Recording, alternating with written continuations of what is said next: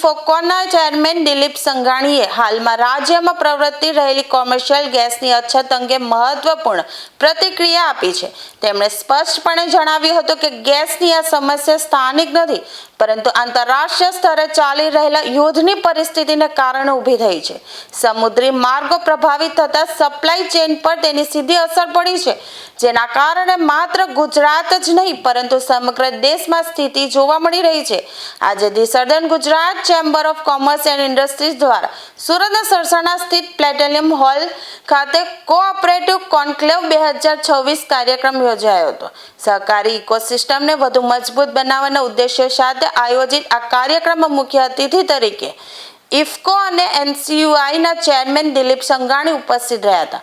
અહીં ગેસના વિતરણ અંગે સરકારી નીતિની સ્પષ્ટતા કરતા સંઘાણીએ જણાવ્યું હતું કે સરકાર પાસે જે સ્ટોક ઉપલબ્ધ છે તેમાં ઘરેલું ગેસને પ્રથમ પ્રાથમિકતા આપવામાં આવી છે। કોઈ પણ સંજોગોમાં લોકોના રસોડામાં રસોઈ ગેસ બંધ ન થવો જોઈએ।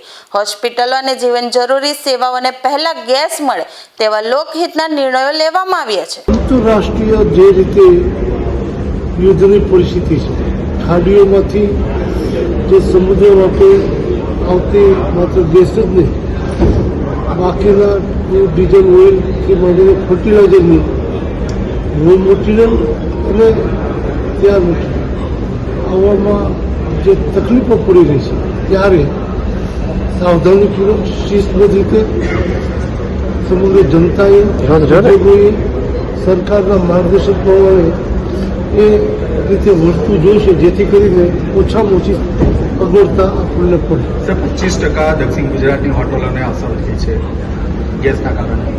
માત્ર દક્ષિણ ગુજરાતની હોટલોને અસર થઈ છે એવું નથી, દેશભરમાં જે રીતે ગેસનો પુરવઠો આવતો અને જે મર્યાદિત છે એને ધ્યાનમાં રાખીને ફર્ટિલાઇઝર ઉદ્યોગ ઉપર પણ અસર આવી છે અને ત્યાં પણ ફર્ટિલાઇઝરના પ્લાન્ટ જે કામ જે ગતિથી કરતા એમાં પણ ગતિ ધીમી।